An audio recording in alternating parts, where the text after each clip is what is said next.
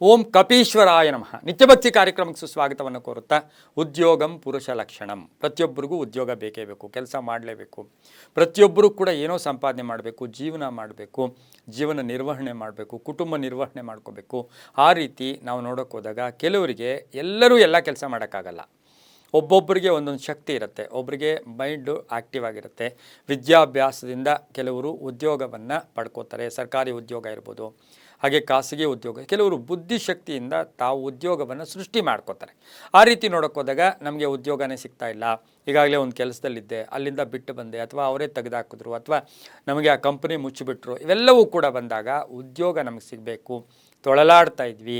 ಆಧ್ಯಾತ್ಮಿಕವಾಗಿ ಜ್ಯೋತಿಷ್ಯದ ಒಂದು ಆ್ಯಂಗಲಲ್ಲಿ ನೋಡೋಕ್ಕೆ ಹೋದಾಗ ನಮಗೆ ಉದ್ಯೋಗ ಸಿಗಬೇಕು ಅಂತ ಹೇಳಿದ್ರೆ ತಂತ್ರದ ಒಂದು ವಿಧಾನ, ಜ್ಯೋತಿಷ್ಯದ ವಿಧಾನ, ಹಾಗೆಯೇ ಇವತ್ತಿನ ದಿವಸ ಜಾತಕದ ರೀತಿ ಎಲ್ಲವನ್ನ ಗಮನಿಸಿ ಒಟ್ಟಾರೆಯಾಗಿ ಸಾಮೂಹಿಕವಾಗಿ ನಮಗೆ ಉದ್ಯೋಗ ಸಿಗಬೇಕು ಅಂದರೆ ನಾವು ಏನು ಮಾಡಬೇಕು, ಏನು ಮಾಡಿದ್ರೆ ಉದ್ಯೋಗ ಸಿಗುತ್ತೆ ಅಂತಕ್ಕಂಥದ್ದನ್ನು ನಾವು ಅವಲೋಕನ ಮಾಡ್ಕೊಂಡು ಹೋದರೆ ಇವತ್ತಿನ ದಿವಸ ನಾವು ಉದ್ಯೋಗ ಸಿಗಬೇಕು ಅಂದರೆ ಕೇವಲ ಪ್ರತಿಯೊಂದರಲ್ಲೂ ಅಷ್ಟೇ, ಪ್ರತಿ ವಿಷಯದಲ್ಲೂ ಕೂಡ ಒಂದು ಶ್ರದ್ಧಾ ಭಕ್ತಿಗಳಿದ್ದರೆ ಅದು ಆಟೋಮೆಟಿಕ್ಕಾಗಿ ನಮಗೆ ಉದ್ಯೋಗದ ವಿಷಯದಲ್ಲಿ ಶುಭ ಆಗುತ್ತೆ.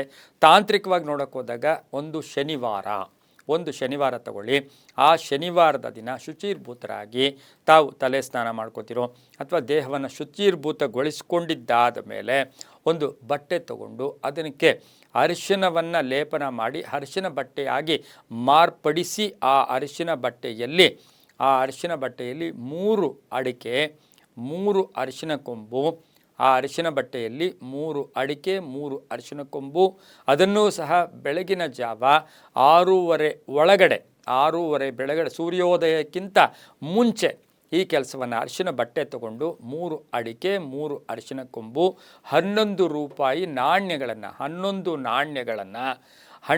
ನಾಣ್ಯಗಳನ್ನು ತೊಳೆದು ಅದರಲ್ಲಿ ಆ ಬಟ್ಟೆಯಲ್ಲಿ ಹಾಕಿ ಆ ಅರಿಶಿನ ಒಂದು ಬಟ್ಟೆಯಲ್ಲಿ ಅಡಿಕೆ ಅರಿಶಿನ ಕೊಂಬನ್ನು ಹಾಕಿದಾದಮೇಲೆ ಅದನ್ನು ಗಟ್ಟಿಯಾಗಿ ಅದನ್ನು ಕಟ್ಟಿದ್ದಾದ ಮೇಲೆ ನಾವೇನು ಮಾಡಬೇಕು, ಓಂ ನಮೋ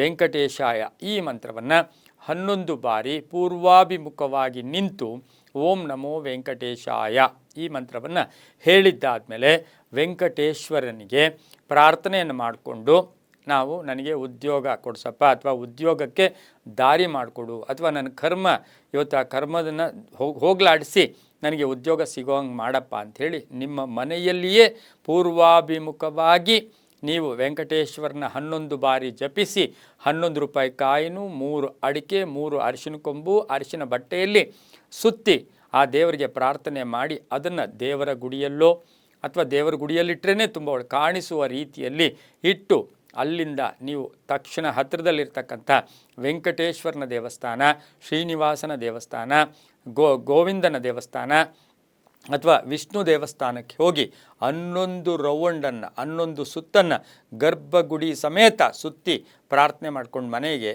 ಈ ರೀತಿ 3 ಶನಿವಾರ ಅಂದರೆ ಫಸ್ಟು ನಾವು ಈ ಮುಡುಪನ್ನು ಕಟ್ಟಿದ್ದು ಹಾಗೇ ಇರಲಿ, 3 ಶನಿವಾರ ಒಂದೇ ಕಾಲ ಬೆಳಗಿನ ಜಾವ 6:30 ಒಳಗಡೆ ವೆಂಕಟೇಶ್ವರನ ದೇವಸ್ಥಾನದಲ್ಲಿ 11 ರೌಂಡ್ ಹಾಕ್ಕೊಂಡ್ಬಂದರೆ 11 ಸುತ್ತನ್ನು ಸುತ್ತಿ ಪ್ರಾರ್ಥನೆ ಮಾಡಿ ಈ ಮುಡುಪನ್ನು ಮನೆಯಲ್ಲಿ ಗಟ್ಟಿಯಾಗಿಟ್ಟರೆ ಅಲ್ಲಿಂದ 90 ದಿವಸಗಳವರೆಗೆ, ಕೆಲವರಿಗೆ ಗ್ರಹಗತಿ ಚೆನ್ನಾಗಿದ್ದರೆ 30 ದಿವಸ, ಅಥವಾ ಗ್ರಹ ದೋಷ ಇದ್ದರೆ 60 ದಿವಸ, ಈ ಪೂರ್ತಿ ದೋಷ ಇದ್ದರೂ ಕೂಡ 90 ದಿನಗಳ ಒಳಗಡೆ ನಿಮಗೆ ಉದ್ಯೋಗ ಗ್ಯಾರಂಟಿ ಪ್ರಾಪ್ತಿಯಾಗುತ್ತೆ. ಎಲ್ಲವೂ ಕೂಡ ನಂಬಿಕೆಯ ಆಧಾರದಲ್ಲಿ ಅಂತ ಹೇಳ್ತಾ ಸರ್ವೇ ಜನ ಸುಖಿನೋ ಭವಂತು, ಸಮಸ್ತ ಸನ್ಮಂಗಳಾನಿ ಭವಂತು.